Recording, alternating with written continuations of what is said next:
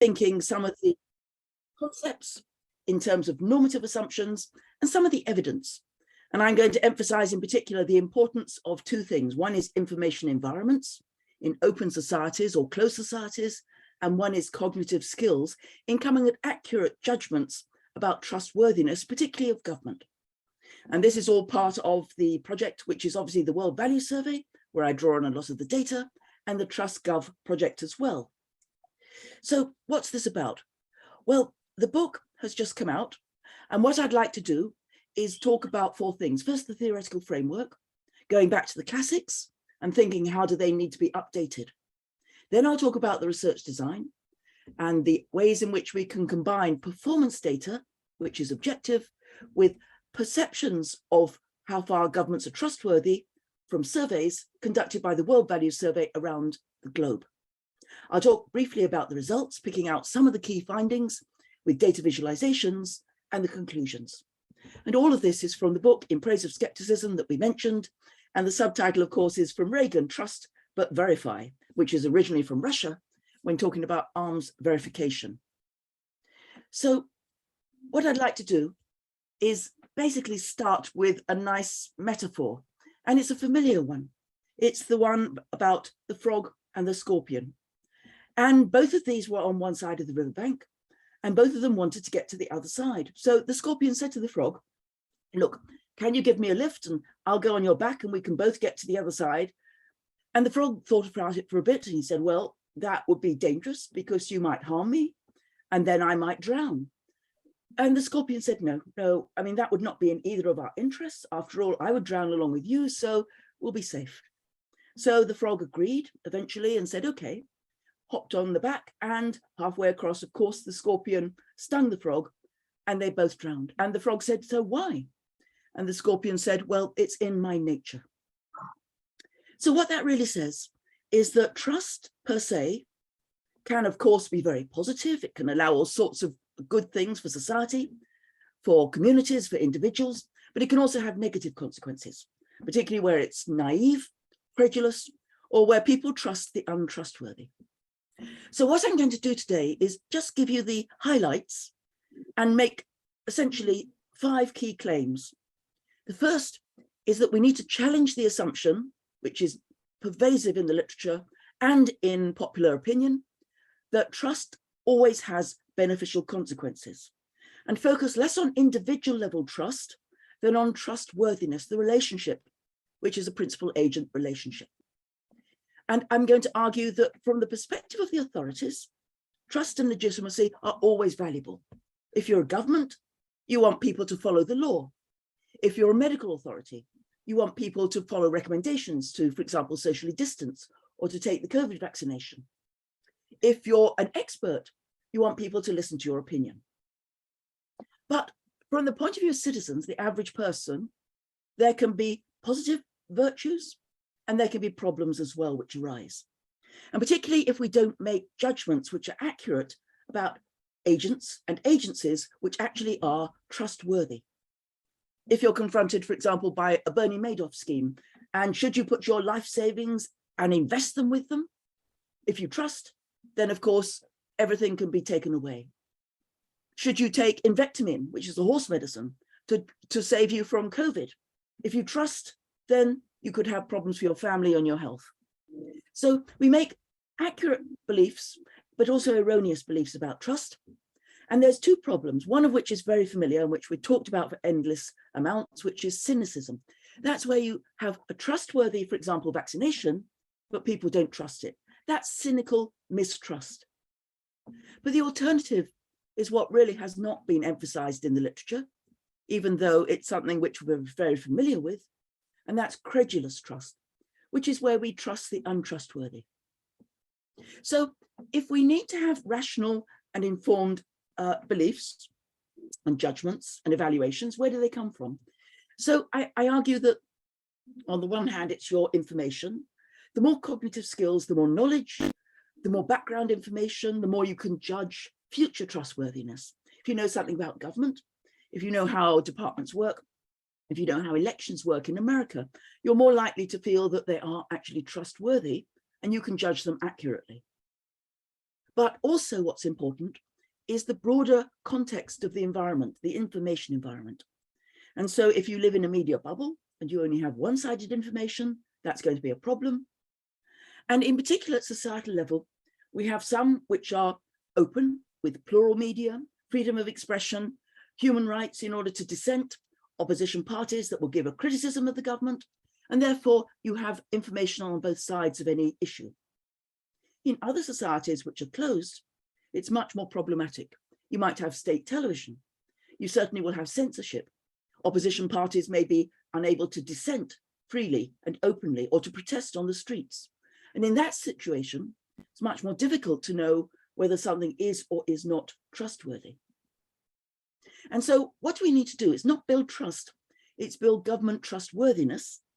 And that means three things: competency. So elected officials and others can actually deliver on their promises. Integrity, meaning transparency, so that people know that the government is honest and that they can see the processes and understand the processes.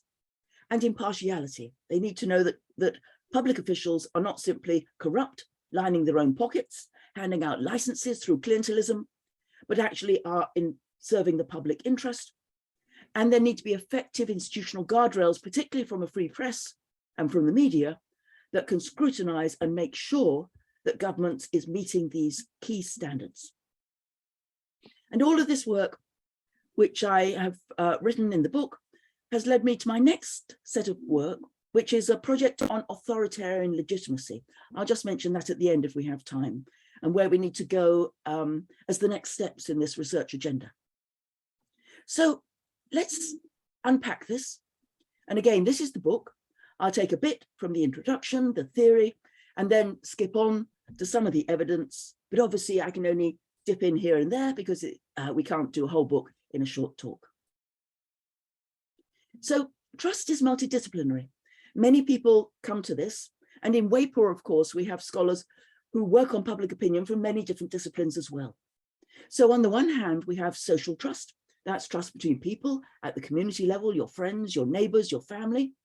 And that's the field particularly of sociology and social psychology, as well as behavioral economics when they have games in terms of trust in games, and organizational studies.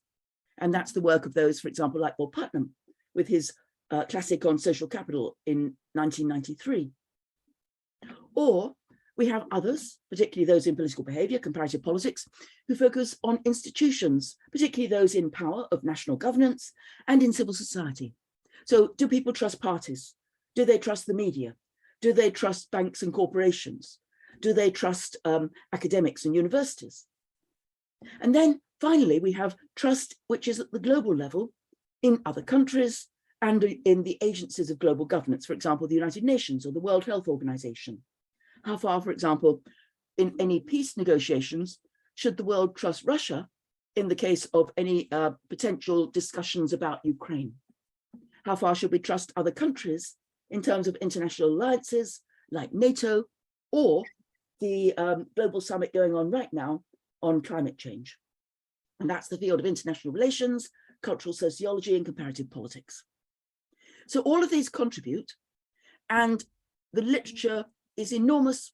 And just like WAPOR is going through its 75th anniversary, and the World Values Survey is in its 40th anniversary, so we can go back to the classics.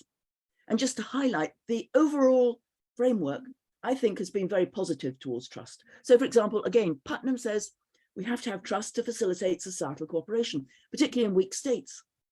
Others, social psychologists, say you need trust as the basis of any relationship, like love and marriage. Francis Fukuyama, in economics, trust between companies and in trade and the relationships between corporations and their customers is essential to lubricate markets. To manage organizations, for example, trust between workers, employees, and managers. Gabriel Armand, of course, it's the basis of political legitimacy, how far we voluntarily go along with governments when they make laws or regulations or give us advice. Hence, Tyler argues, trust in, for example, the police and the courts and the judges underpins rule of law. And in America in particular, tremendous concern about Congress with gridlock, which is likely to be exacerbated by the most recent midterm elections, depending on how the House and Senate fall, and how we can have trust, which is essential to overcome polarization, which is so enormous between the Republicans and Democrats. For international peace, Bruce Russett, the idea that democracies don't go to war with each other is very much based on the assumption that more open governments and the constraints of democracy are things which facilitate trust in other coalition partners, particularly amongst Western countries, and of course to facilitate cooperation in society within and across societies. If so, we make the assumption, and it's pervasive, that low or declining trust in our polls should be a matter of public concern, right? Well, maybe, maybe not. And when we make that assumption, we think about all the current events which are going on. These are just some in America, whether it's QAnon and the tidal wave of misinformation, whether it's Pizzagate and claims about paedophilia in a pizza house, whether it's about Invectamin and the treatments for COVID and the authority of Fauci versus other sources of misinformation. And of course, January the 6th and the tremendous destabilization which killed some of the protesters and some of the police in the events of the storming of the Capitol, with the reverberations continuing today. Over 300 election deniers were on the ballot in the midterm elections for the Republican Party, although fortunately, many of the most extreme ones were actually defeated. Now, if this is about the basis of our trust and trustworthiness, if this is how we've been thinking about it, what's the assumptions about the theories of where it comes from? How do we make trusting judgments? So for social psychologists and work, for example, by Eric Ulsiner, it's about an inherited personality characteristic. So just like you might be born, for example, an optimist or a pessimist, an extrovert or an introvert, so it's argued it's a fixed personality trait from your parents or your family, and therefore it should be fairly stable over time. If you're born trusting or mistrusting, it shouldn't change. Alternatively, of course, the late Ronald Inglehart emphasized that it's about society more than the individual. So he argued that if you're born, for example, in Sweden, or you're born in Peru, if you're born in Russia, or you're born in Germany, you're going to have a very different level of trust based on that early socialization. And so trust should be a stable and enduring cultural attitudes and beliefs from all the predominant norms and values within each country. And of course, the role models and the ways in which we all acquire our values from the media, from schools, from work communities, and so on. And again, it will change, Ron predicted, over time through generational shifts, but it won't change overnight. It should not fluctuate. It shouldn't go up and down fast. The third view, however, which is derived from rational choice theories in economics, says it's about performance, and it's not about trust as an individual characteristic or a social characteristic. It's a relationship. It's an informal social contract. And so, of course, we use the classic arguments about principles and agents. So principles, in this view, authorize agents. They could be a lawyer, they could be a doctor, they could be a government department and a party, they could be another country. Whatever the agents are, they can be individual or collective, and principles authorize the agents to act on their behalf in the expectation that the agent, the other party, will fulfill their responsibilities in future. So we look at their past record. For example, if you are going to have problems with your health and you need a heart operation, you might look at the surgeons and look at their qualifications, at their background, at their record. You might look at the healthcare and you might look at the hospital. If it's a high risk situation, you have to have an operation. You want to know, do they have the skills and the competences to deal with this? Do they have the integrity? Is it transparent? Is it clear what they've done in the past and what their performance is and whether there's patient satisfaction? Have there been complaints to the medical authorities? And you want impartiality. You want to know that the health authorities are not simply making money out of this, but they're going to be basically acting to restore your health and the health of the community. And this is particularly important to get these decisions right under conditions of risk and uncertainty. But of course, we never know for sure. because what we're doing is we're making a judgment about future performance based on the past, on how people have acted. And of course, things change. We don't know if that surgeon is going to continue to be competent or is going to continue to be able to provide healthcare in their future performance. There could always be accidents and so on. So it's a judgment call. It's a bet. Now, if we do that, then we end up with a nice typology in which we can do it very simply of trust by principles, by you and I, by average citizens, can be negative or positive, and then agency performance can also be negative or positive. And that gives us two categories, which I regard as normatively appropriate. They're rational, they're informed. And by skepticism, what I mean, and it goes right back to David Hume and a long tradition in philosophy, is that you don't take things for granted. You don't learn to trust, for example, the police, because that's how you've been brought up. You don't trust governments just because they're your party. Instead, you stand back, you search for information, you look at their record, you try and find out in a critical way how far the performance has actually been meeting the standards that you hold as important. So skeptical trust is where your judgment is positive and the agency performance is positive. Think, for example, if you're living in Sweden, should you trust the tax authorities? Probably yes, there's very little corruption. Public service is very professional, very well trained. The record has been established over many, many decades. And so you can trust that if you submit your tax on time, you're likely to get the refund and things will work.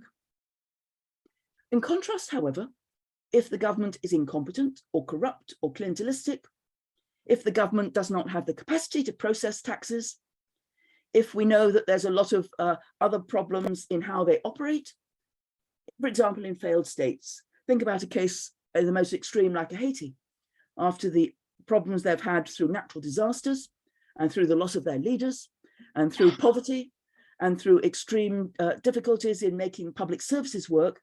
It's more rational to be mistrustful and skeptically mistrustful about how far public services are going to work for you or your family or your community. So you've got positive and negative, and both of those, I argue, from the perspective of the citizen, are normatively desirable. But of course, you have the other two positions as well. So cynicism is where the agency's performance is good.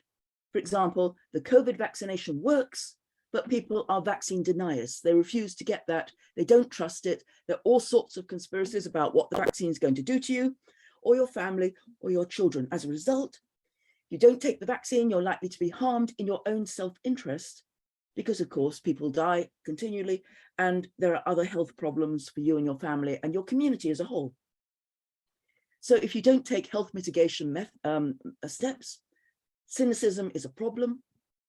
But the other position, as I mentioned earlier, is credulity, and that's taking for granted trust. If you believe, for example, that the police are always going to be effective, if you believe that the courts are always going to be fair and just, if you believe that the parties are always going to live up to their promises because of past loyalties, or because you've learnt that in your childhood, but they don't act in that way, then that's credulity. Now, how does this come about? What's the accuracy of the judgments? How do we operationalize this theory? So what we're getting at is the judgments of trustworthiness at all these different levels. And we need to have some measures of performance. For example, macro level indicators of corruption from Transparency International, or indicators of competency from the World Bank. But all of that only affects public judgments from our perceptions. We don't know what the crime rate is. We don't know what levels of corruption are. We don't know who is responsible for problems of, for example, inflation in many governments around the world. So we have to make judgments, and we don't have direct experience or evidence in many cases. So all of those are going to be affected by my analytical skills. Can I make sense of what's going on? What's my education, my interest? And then whether I live in an open or a closed society, and I'll demonstrate the evidence for that. Is there media pluralism? Are there oversight mechanisms, etc.? Now, many other factors may be important as intermediary conditions, but these are the two I focus on. And of course, there's a feedback loop. Judgments are going to affect performance as well, For example, if people believe the COVID information from the scientific community and the medical community, then it's more likely that COVID will go down in that community and government will be more competent in handling a health crisis. So research design and data, of course, the World Value Survey and the European Value Survey.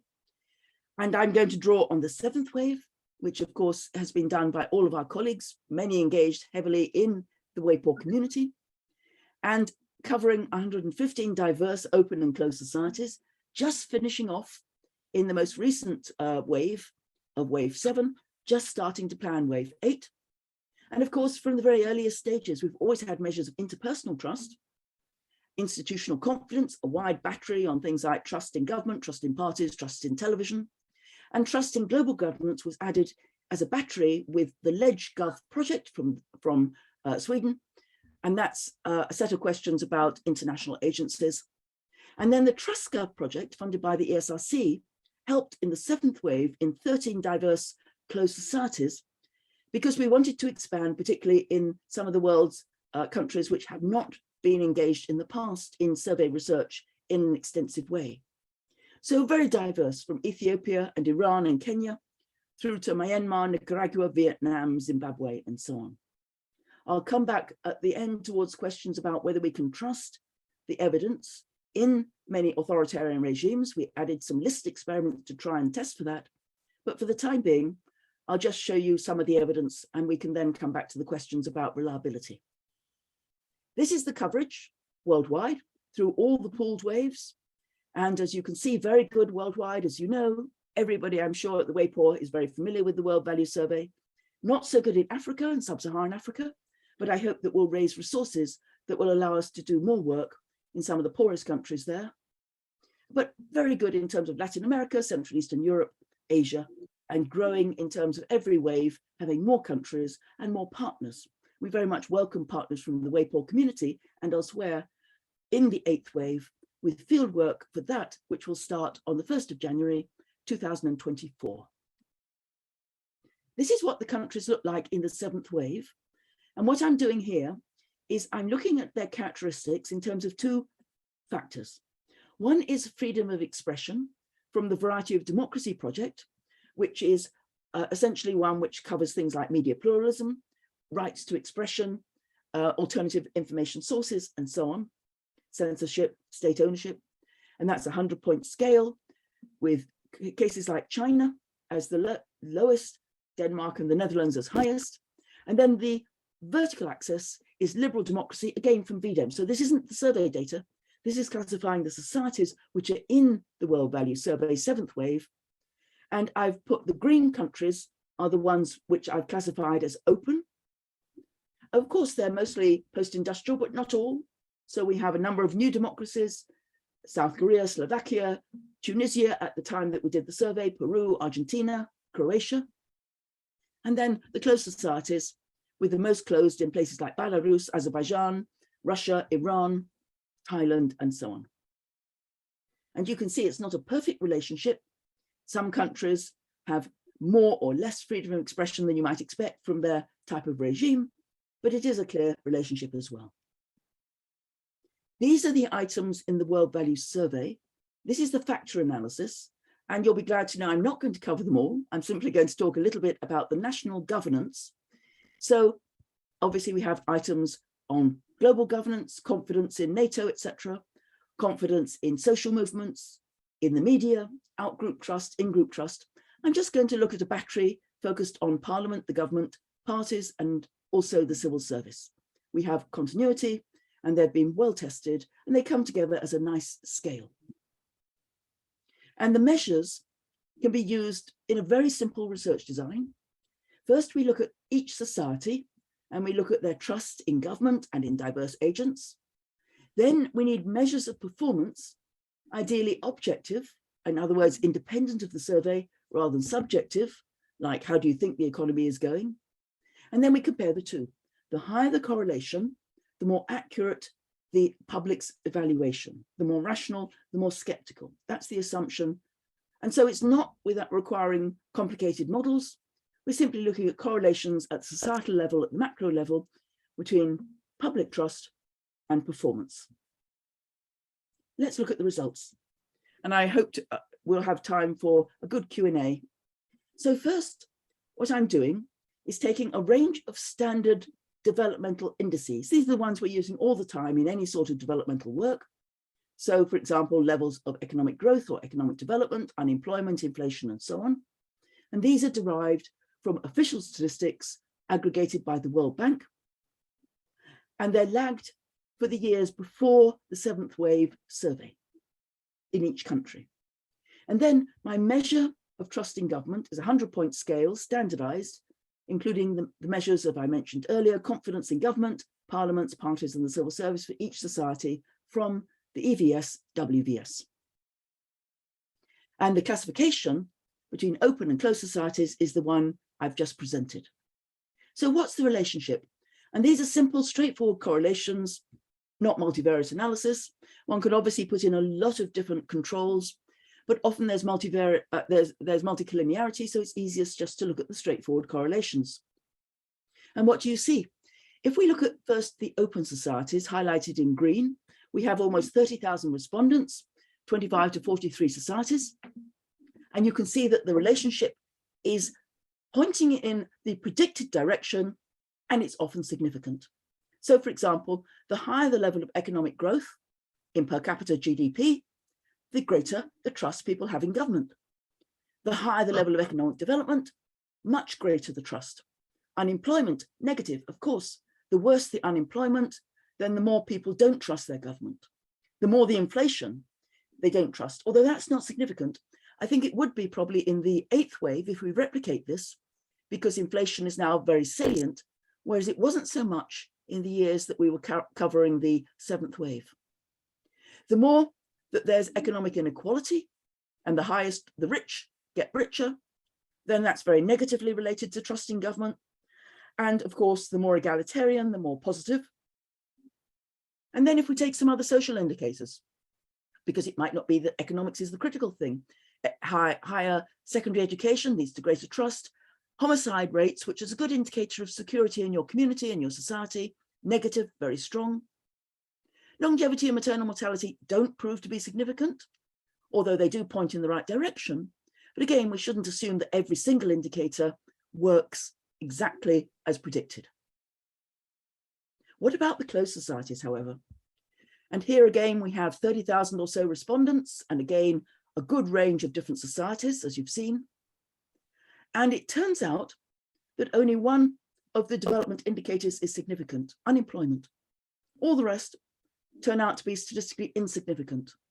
And sometimes they point in what one might expect the wrong direction. So the higher the level of secondary education, the more negative the trust in government. And so the higher the level of longevity, the more negative. So it doesn't always work in any way in the closed societies. It's not developmental performance which is driving trust in government. Now let's look at this by unpacking this with the data visualization, and that immediately helps. Here's one of the core indicators: level of economic development, GDP per capita and purchasing power parity. So what you can see is I've classified my countries, as I mentioned, between open societies in green. Red societies are the ones which are closed. If you look at the green regression line, immediately it's clear why there is a positive relationship. So of course you get some of the most affluent countries in the world, the Norways swimming in oil and natural gas, the Switzerlands, the Swedens, but also some other countries up there, all of which are higher economic growth, higher trust, and also even in open societies where per capita income is lower, a Mexico, a Croatia, a Greece, you can see there's lower trust, a Tunisia, a Guatemala, a Peru. But look at the line for the closed societies, and what do you see? First, most importantly, trust in places like China, which I've highlighted, Vietnam, Tajikistan, Philippines, Myanmar, is higher than in Switzerland and Norway. So what's going on? We've known about this. It's not simply an accident of the 7th wave. We've known about this for many waves. And we can see that there's a flat line summarizing the relationship in open societies. There's no significant link between the performance measured by development and levels of government trust. So something else is clearly driving trust. And we have countries which are closed, which have, like Bolivia, Nicaragua, which have similar levels of development, but much, much lower levels of trust. Jordan is there as well, a number of other countries. Let's take another type of indicators, however. What about performance? Maybe it's not about developmental indicators, maybe it's about the quality of how government works. So we can look at the good governance measures from the World Bank. These are things like control of corruption, government effectiveness, able to deliver its services, political stability, rule of law. And also at the end, I've put liberal democracy as a basic measure. And again, 35 to 43 countries in each category. And you can observe that all of these are strong and significant in open societies in the first column. And so the better the quality of government, according to the World Bank, which is based on a variety of objective indicators from many, many different sources, then the higher the trust. But in closed societies, it's either not significant or, as I'll illustrate, it's strongly negative. In other words, the more democracy, the less people trust government in a closed society. So what's going on? Let's look at these countries and we can see what's happening. This is the Good Governance Index. It pulls together all of those 6 good governance measures from the World Bank as the vertical index, and along the bottom, the Trust in Government Index, which we've mentioned from the World Values, European Values. And again, in the green open societies, there's a strong relationship. The better the government is working, then the more that people trust it, including in Estonia, including in Taiwan, including in the Netherlands, in Lithuania, as well as in Sweden and the standard Scandinavian countries that we've always known about. However, if government is not working well in open societies, in a Romania where there's corruption, in a Peru, in a Guatemala where there's high levels of clientelism, or in Ecuador, or in Ukraine, in all of those countries, there's less trust. And again, that for me is skeptical mistrust, as you can see. But what about the ways in which we can look at the societies highlighted in red? And Vietnam, China, Tajikistan, the Philippines, Myanmar, where the military junta has taken over after a short period of openness under Aung San Suu Kyi. We can see that there's higher levels of trust, but we can see that the quality of governance, according to the World Bank, is poor, as it is in a number of other countries, say in Lebanon, where it's been decimated by economic instability and political instability, in Iraq, in Brazil, where of course the election worked, but nevertheless there's high levels of party polarization. And in democracy, there's an even more negative relationship. So this is really striking. In liberal democracies, in open societies, the more the country is a liberal democracy, the higher the level of trust, a green line. In closed societies, exemplified by China, then there's high levels of trust, the more authoritarian the country. Why? And my argument is very much about the nature of the information which is available. In many of those countries, particularly China, high levels of internet censorship. You've seen, for example, in Iran, how all the protests, which are being led by very brave women, are now being censored, and people have to use VPN in order to get access to the internet and to use social media. In Myanmar, the government has clamped down on the independent press, as they have in a number of other countries. And so where you get only one-sided information, where you get state information, then you're likely to believe that the government is trustworthy because you have no other information to go on. In contrast, if you have an open press, even in a more authoritarian society, or in a society where democracy doesn't work as well, then you're more likely to be the skeptical mistrusting. So information, I'd argue here, is really critical for what's going on. And again, if you have a plural society, you're more likely to come to skeptical trust judgments. So conclusions, and then we can open it up for Q&A.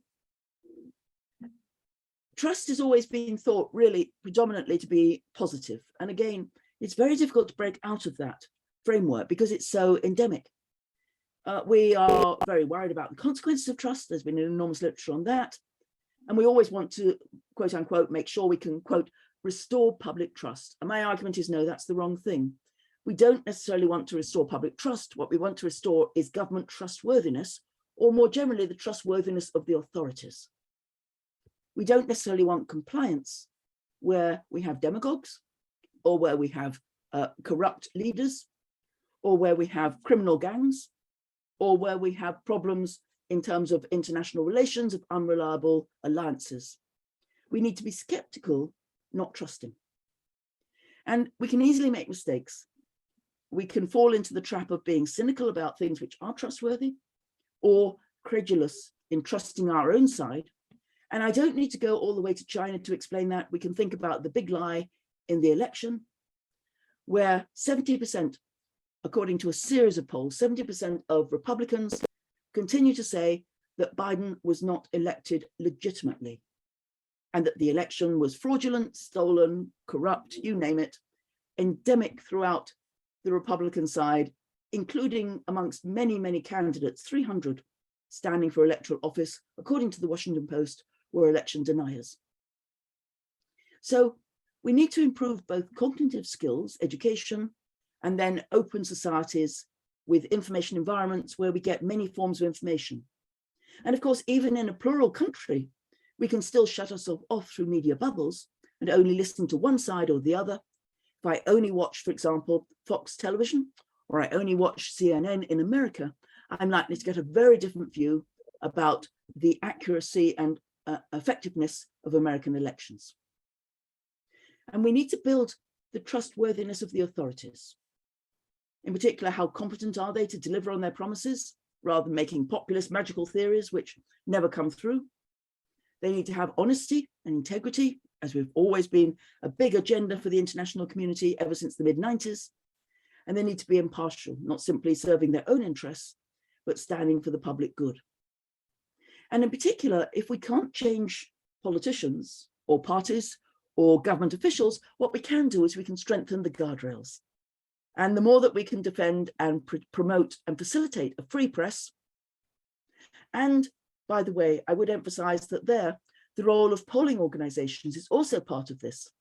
Polling organizations, by revealing public preferences and information about alternative views, are very important. So that again, in an election, you don't simply get the official results, but you've already had exit polls and a variety of other surveys to be able to look at the accuracy of elections.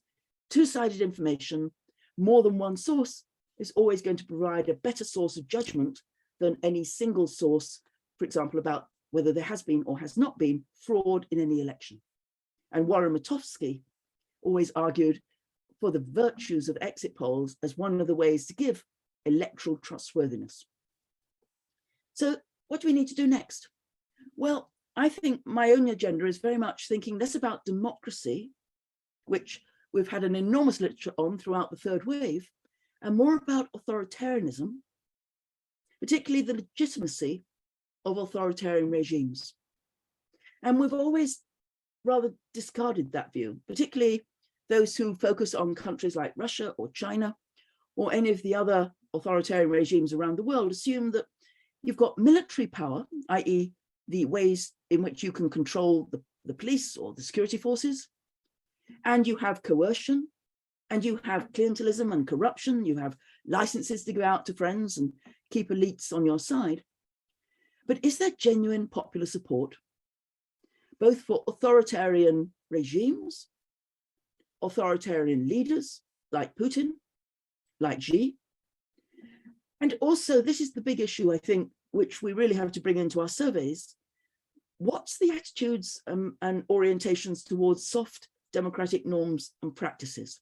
If we don't actually bring in the A word, authoritarian, or the D word, democracy, but we ask about a range of different practices which are on that grey line. For example, if a group is advocating hate speech, should they be banned?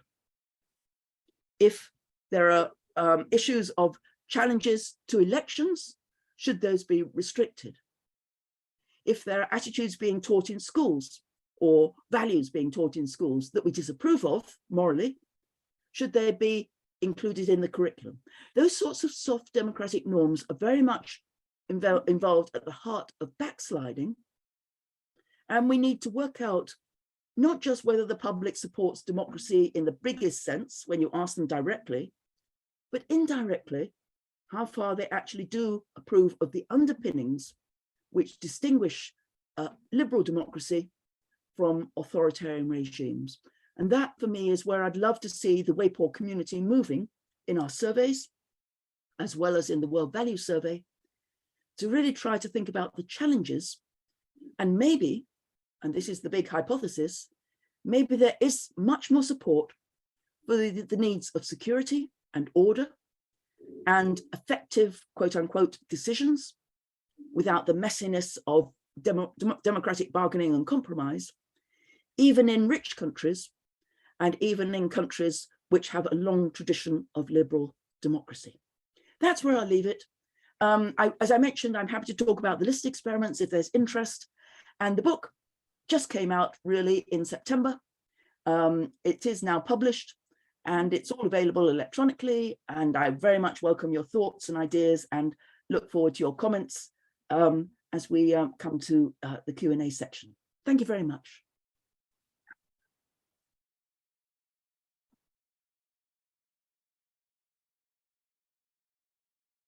In order for Dr. Norris to be able to hear our questions, I'm going to invite up here to the podium those who have questions for her so that we can be sure that she hears them clearly.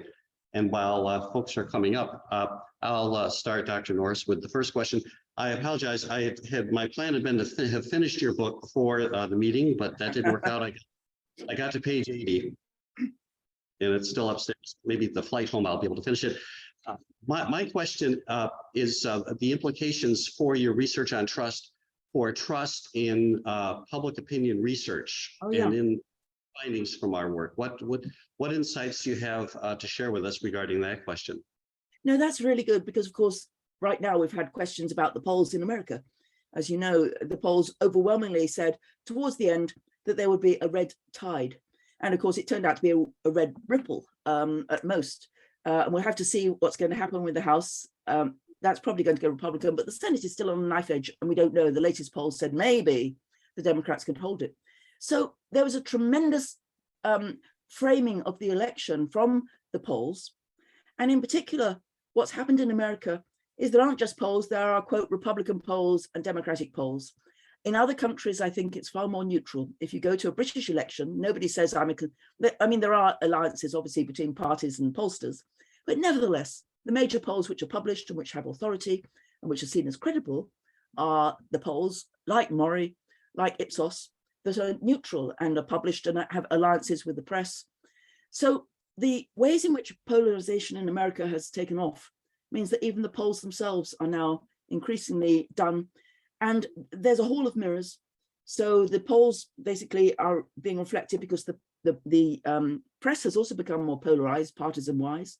And so Fox will repeat Rasmussen polls, for example, which gave a 5-point lead at one stage, I believe, in the generic congressional vote to the Republicans. And then the whole of the media in the election, certainly in the last month of the election in America, was framed in terms of why didn't the Democrats talk more about the economy and inflation? Why did they go on and on about democracy and abortion, etc.? Turns out, of course, that it was all on a knife edge, and it was much, much closer than was predicted. And the polls themselves had a pretty bad night, I think. Again, there are debates about that, but and some people were arguing, well, in fact, the polls were okay. It was the interpretation of the data. But basically, a lot of the pollsters were also on television as pundits, telling us how badly the Republicans were doing and how much there was going to be an enormous wave towards how badly the Democrats were doing, how much. So trust has to be critical of polls, just as it has to be critical of the press, just as it has to be critical of pundits and other experts. So where the record is accurate and where there's a good, solid sample and where there's excellent sampling methods and where there's a good track record in the past, that's, of course, the way to make a judgment about whether or not they're going to perform well in future. And I think the example, which I just mentioned, of the midterm elections is there has to be an inquest in the polling organizations just that there has been in the past, whenever there's been not just one poll, which is an outlier, but a systematic skew. So that every poll, I remember vividly, for example, some of the commentators were saying, well, I looked at all of the polls that were being published and they all said that there was going to be a red wave, that the Republicans were doing much better than they turned out. And the pollsters, of course, why was there this skew? Partly is historical records. They thought in every midterm that the party in power, i.e. the Democrats, would lose seats, as they normally have under Obama, for example, or under Clinton. And they also thought that there was, quote, a shy Trump voter in previous polls. And so they went too far the other way and they skewed their interpretation, I think, put their thumb on the scales too much so that they would not underestimate the Republican vote. And as a result, they exaggerated the Republican vote. And there are a couple of companies which will be, which are highlighted as being pretty bad in that regard. So again, we shouldn't just trust the opinion polls per se. We need to make sure that they are accurate and that the biases which were systematic, which came out in this election, we need to compensate for that and be critical of that. And pollsters themselves need to give the information about why it went wrong by having a bit of an inquest, which is public, and therefore think about the methods. Of course, the other dirty secret of the American polls is the low level of response rate. And a lot of young people turned out, and young people, of course, are particularly mobile, and young people normally don't vote. So again, by thinking about the actual sampling frames, that can easily also be another cause of the error. There's not one cause, there's 2 or 3 causes, I think, went into this. But we need trustworthy public opinion polls because they're so critical to how we frame politics and interpret the evidence and everything else. I personally couldn't agree more. Public trust in the polls is an essential part of democracy. Yeah, I agree. And Witowski was great on that. Indeed, even Gallup was. Remember when Gallup said that it was a way of having the voice of the people involved in politics, so it's part of democracy. Other questions? Please come up. And please say your name so that I don't have a photo of everybody, unfortunately. I can't see everybody, so. I'm Yariv Tzfati from the University of Haifa in Israel. Thank you so much for the talk, and I look forward to reading the book. I was wondering about some of the credulous societies. Could it be that some of the respondents are afraid of revealing their real mistrust in government, and these could be actually the right kind of skepticism, just that they can't reveal their true position? Yes, so that's an excellent question, and that's very much where the list experiments come in. So of course, if you're in a country with a regime and you're not sure about who's doing the interviewing, we might say that we're academics or scholars, but who knows whether the government, your results are being reported to the government. And so it could be really problematic to be critical, particularly of politics and your leaders, as much as other things. So we can look at that in a number of different ways. We can try to test for that. What we did was we had list experiments. We split the sample in the 13 countries that were funded by TrustGov. And that was a simple way to do it. We just had one half, which was asked one set of questions, and the other half, which was asked the other. What the list experiment did, and it's been used in Russia by Tim Fry and others, is it asked about trust in your leader. And so we asked first one general question of everybody about trust in in the leader of the head of state, and then we split it up. So later on in the survey, we gave them a list of 4, one half, the A group, we gave them a list of 4 leaders. How far how many of the following do you or do you not trust? And people like Angela Merkel, Vladimir Putin, President Xi, President Trump, etc. And people could say basically the number, which would be something like 3 or 2 or whatever. And then in the other half, the B sample, we basically asked them about 5. So we included the name of their head of state. And then the difference between group A and B was calculated. And then we also looked at the differences between that and the initial question we asked, which was just how far do you trust your leader? And the simple answer is that, was there a response bias? Yes, there was. I estimated it to not be enormous, however. It was something like 13 points on a 100-point scale. So did people living in closed societies, were they exaggerating the favorability of the leaders using that methodology? And the answer is yes. So response bias is very common. You get this in any sensitive question. If I was to ask, for example, about issues of extramarital affairs in America, there would be a bias, just as I ask of any sensitive issue of in any culture. It doesn't have to be authoritarian at all, but issues about sexuality, for example, are very common.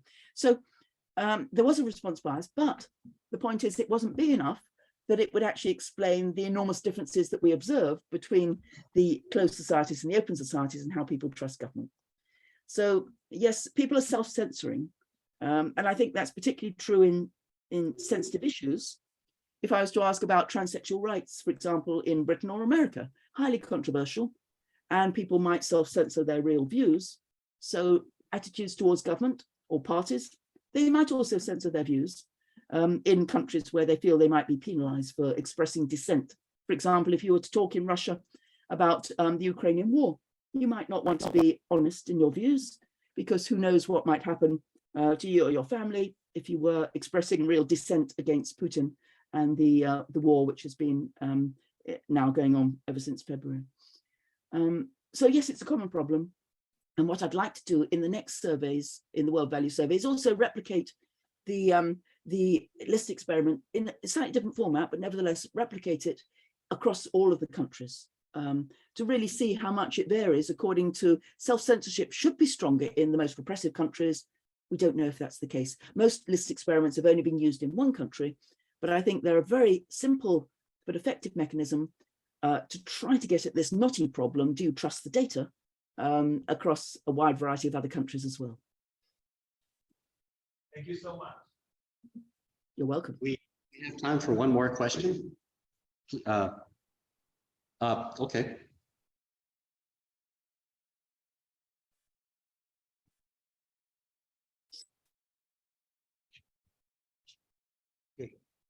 Hi, Professor Norris. This is Yash from India. Thank you for this amazing talk, and really looking forward to read your book now. I was wondering that if there was any variation as far as the form of electoral democracy is concerned, particularly in question of trustworthiness, because sometimes in the Westminster model, where it is not really a direct democracy, we are looking at a weird situation where even though people are not voting directly for the prime minister, just like in a presidential form, there is a huge sentiment of anti-incumbency working at the micro level, basically, for the local representative, which they are looking at. But then now we are looking at a format where people are voting more in a presidential frame of mind, looking at who is going to be the prime minister, and at the same time expressing their concern or expressing their displeasure against the sitting member of parliament for whom they are voting for. So there is a kind of a complex scenario over there. So is there any, looking at the form of the electoral democracy, the way, kind of, which kind of electoral system they are using, are there any variations on that? Thank you. So that's a good question, Yash. And in particular, we've got a number of categories of executives, presidential versus parliamentary, within those range of countries, because we have so many varied constitutional systems.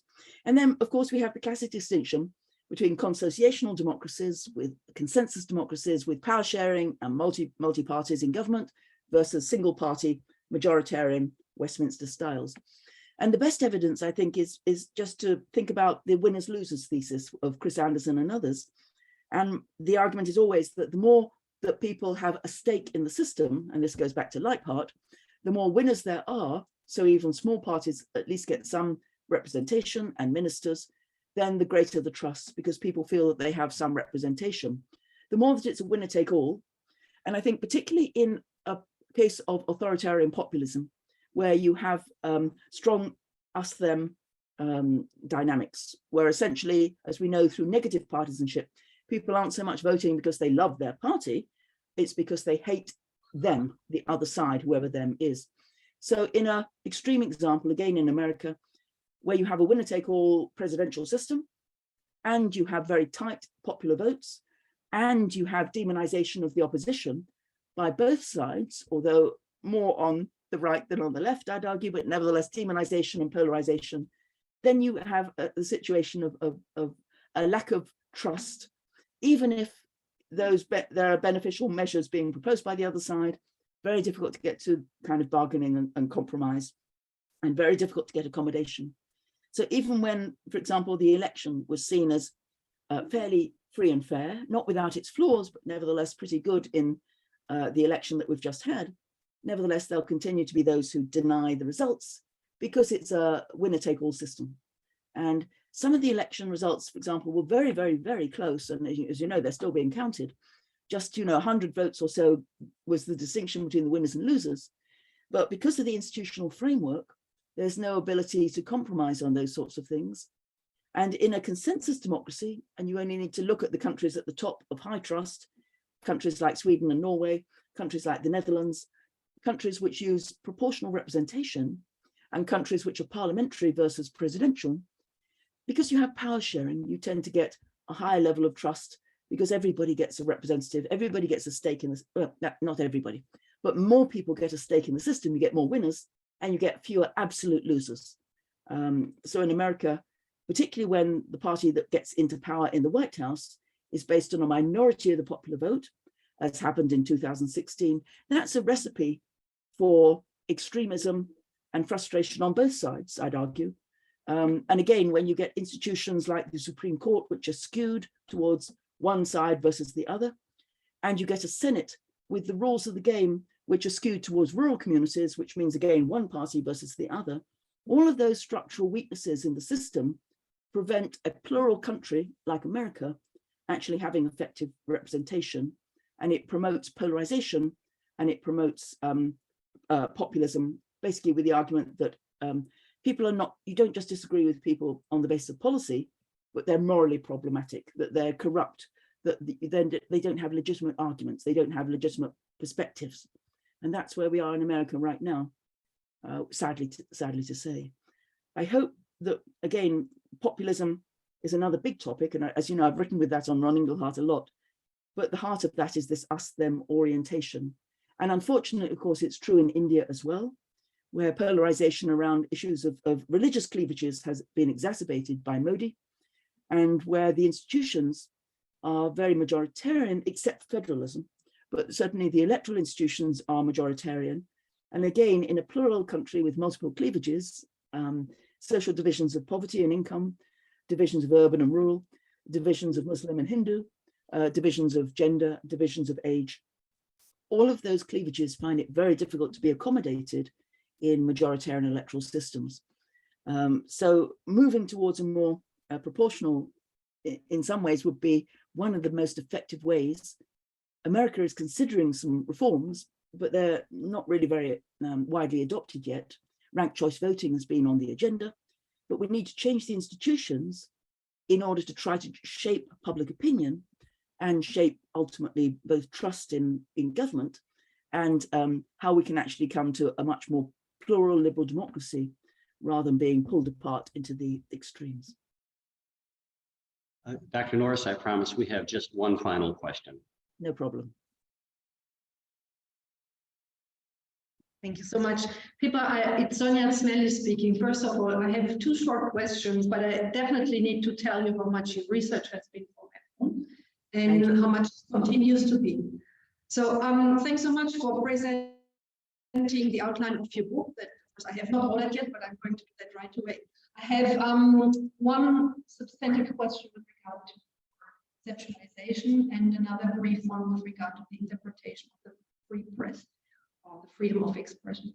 So the first one, you underline particularly the importance of cognitive skills in order to really come to skeptical trust.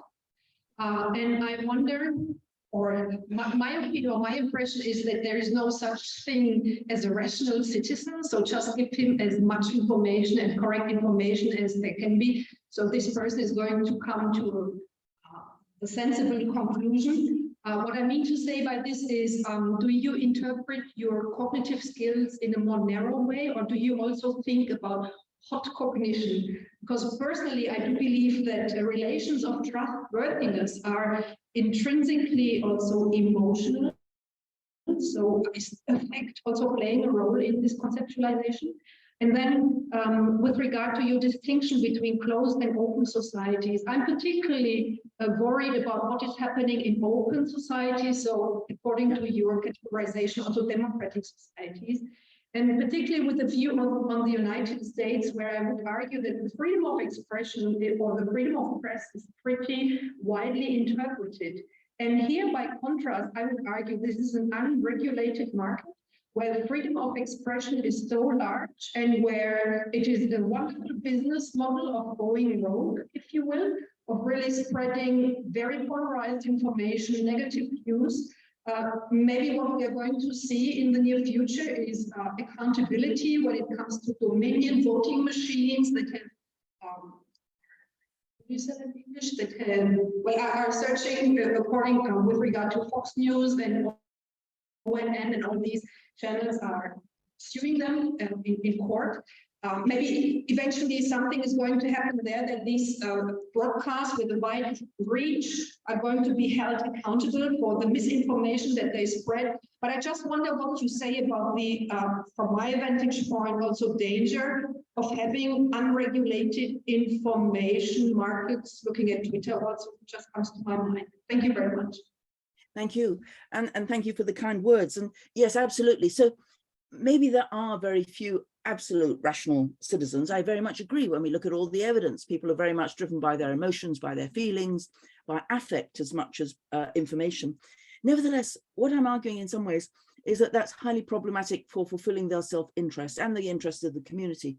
So normatively, I'm saying that people, when they're, I avoided the word rational, I used the word skeptical because I think that's a slightly less loaded and it's actually more about what I'm trying to get at. 20 years ago, I talked about critical citizens, and that was also along this similar frame. The idea is you simply don't rely upon your emotions about who you should trust, whether it's an individual agent or whether it's an agency, a collective organization. Because if you do, then you're likely to be misled because your emotions will indeed lead to trust, but often will lead to trust in the untrustworthy. And so some sort of information from the past, it doesn't really matter, as I said, if it's a low risk situation. If it's a routine thing and you make the wrong decision, so what? That's fine. If it's a vital thing to you and it's critical for your life and your well-being and for the life and well-being of your community and your country, then making the wrong assumptions is really problematic, and being swayed by your emotion rather than at least trying to get some sources of alternative information to make your decision, for me is normatively problematic. And so there's two different ways to think about this. One is empirical. Are people actually swayed by information? And the other one is normative. And in some ways I like to blend the two because I think we need to, so often our empirical drives are normative, and it really actually needs to be more of a balance between the two. And normatively, I'd argue if you're not skeptical, then you're going to cause problems for yourself. You might trust a party because you believe passionately you're a Democrat or Republican, but it might not be in your own interests, as we know very much from what they're actually going to be doing in practice. So you need information to make an informed judgment before that. But obviously emotions carry a lot of weight, and especially negative partisanship. But again, hating the other side simply for the reasons that you've grown to hate them is not a good basis for making a decision how to vote. And in terms of the second question you mentioned, unregulated markets are a problem. And if you ask me what went wrong in some ways in America, it was, of course, Ronald Reagan and his decision to remove the public service commitments for the media, which existed until 1984. Clearly, the market was changing because of the rise of cable and the rise of radio, talk radio, and then the rise of the internet a decade later in 1995 onwards. And so we now have a plethora of information sources. The problem is, even though we have them available, there isn't balance. And even on what you would regard as legacy media, i.e. the New York Times, Washington Post, CBS, NBC, PBS, etc., what you tend to get is still essentially a model where journalists talk to journalists and they will provide commentary. And even, for example, on PBS, the public service broadcaster that tries to be as balanced as possible, Their model is to first interview one day a Republican spokesperson on a topic, and then the next day a Democrat. But they won't have deliberation. There's almost no cases where you get everybody in the studio during an election campaign or outside of it, beyond a formal debate, which is actually not very effective, talking to each other. And the same is true in Congress. They don't talk to each other, they talk at each other. And they often talk in isolation in bubbles. And so the fact that the public is also in a bubble and will turn on 40% to Fox, who are now having a lot of mea culpas about the red wave, which they were predicting for weeks and didn't happen. Or you look at CNN and you get a more liberal or left-wing perspective. So people are self-selecting into one side or the other in a polarized environment. If we had balance, and I always go back to Lord Reith and the BBC as my notion of media balance, and his motto, of course, was the BBC should entertain and inform, and I think that's absolutely right. And on the BBC in an election and on regulation through Ofcom in Britain, if you give 5 minutes to one party, like the Conservatives, you need 5 minutes for Labour, and ideally in the same studio, along with 3 minutes to the Lib Dems, along with 2 minutes to the Greens, etc., the Scottish Nats and other parties. So I believe that stopwatch balance is not the perfect mechanism. It's not the only way to get balance, because you can still get biases coming through in all sorts of other ways, particularly through the non-campaign news, if you like.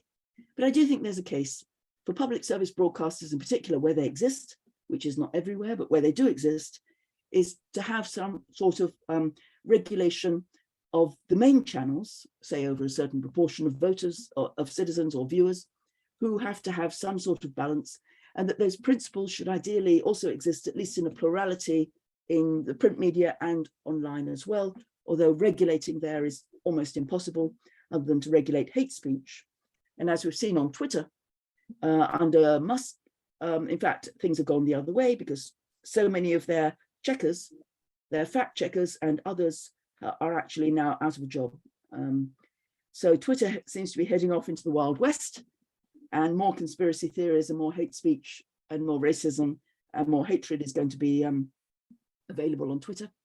But people are also voting with their feet, and they're going elsewhere to find other sources which are going to provide more alternative sources of information. If you want the information on the internet, in most countries it's available, where the internet isn't censored. It might be through VPN, but nevertheless, the information is available. But then you need to have citizens who are interested in looking at more than one source of information and actually being able to be informed themselves. And that's where media training and media awareness and civic education also plays a role. It can't just be on the behalf of the institutions.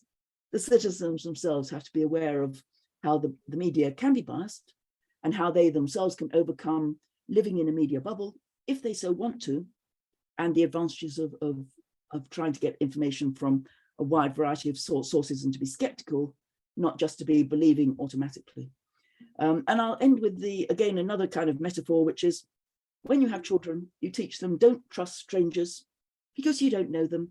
And so if a stranger offers a kid a sweet, a candy, you say, don't trust them as your basic rule. And I think that's a rule for any skeptic, which is trust but verify. Trust but get information. Trust but overcome, if you can, your emotional biases and your partisan biases and other biases, which are so endemic. And the more that we do that, the more that we don't censor our own views, then I think the more healthier the actual skeptical trust in the society is going to be for everybody concerned. So I hope that gave an overview, and I hope that the community, the WAPOR community, congratulations on the 75th anniversary, that's brilliant. Congratulations to the World Value Survey for 40 years, that's also brilliant. And I hope that we start to shift some of our questions and look at authoritarian regimes and really try to work out what the drivers are in these countries, and why people, I think, genuinely do support popularly some authoritarian practices, which are very disturbing for all liberal Democrats indeed. Thank you very much for the opportunity to talk again. I wish I could have been with you. Harvard teaching in these last couple of weeks of the semester is always a bit overwhelming right now, but I wish you every success, and I hope that you all have a very good conference and finish off with WAPOR's 75th celebration.